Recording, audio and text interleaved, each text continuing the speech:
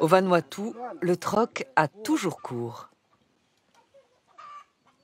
En 2008, il y a eu une grande crise financière. Nous, on n'était pas au courant. On vit selon notre tradition. On se sourit toujours les uns les autres. On est heureux. Moi, je n'ai jamais perdu d'argent à la banque, car j'en ai très peu. Parfois, si on n'a pas d'argent, on pratique toujours les échanges traditionnels. Si tu n'as pas d'argent pour acheter du poisson, tu vas dans ton jardin ramasser du taro, des ignames, pour les échanger contre du poisson. Pas de carte de crédit, pas de carnet de chèques, ni de compte en banque.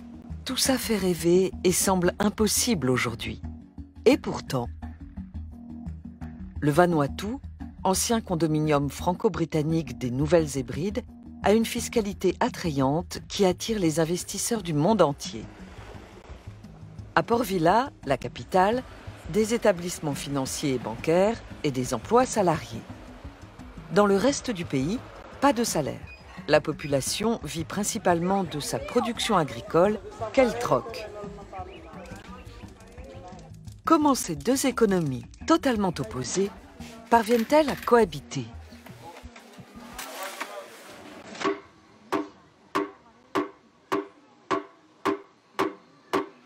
On fait cette réunion pour parler de la coutume et de l'économie coutumière. Les Blancs ont perdu toutes leurs coutumes, mais ils viennent chez nous car ils sont intéressés par notre coutume. Eux, ils ont perdu leurs racines, mais nous, nous savons les conserver et nous avons tout ce qu'il faut pour notre subsistance. Nous, dans les îles, nous avons notre gouvernement coutumier, à Vila. Il y a le gouvernement du Vanuatu, c'est le gouvernement de Vila. Mais ici, dans les villages, c'est autrement. Ce sont les chefs qui décident. Nous, ici, on n'a pas d'argent.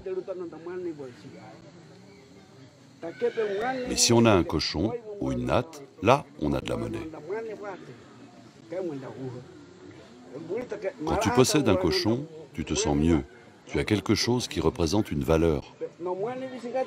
Si tu n'as ni argent, ni monnaie, ni cochon, alors un pied de pandanus sera ton argent.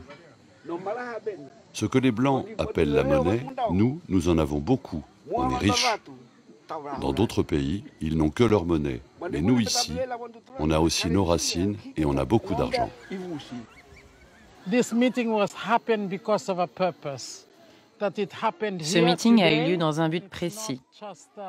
Le fait qu'il se soit déroulé ici, aujourd'hui, n'est pas seulement pour évoquer l'économie traditionnelle qui nous fait vivre au quotidien, mais c'est le début d'une planification concertée pour la population sur l'île de Pentecôte et au Vanuatu en général. C'est une première discussion. Ce ne sera pas la dernière et c'est le début d'un grand débat.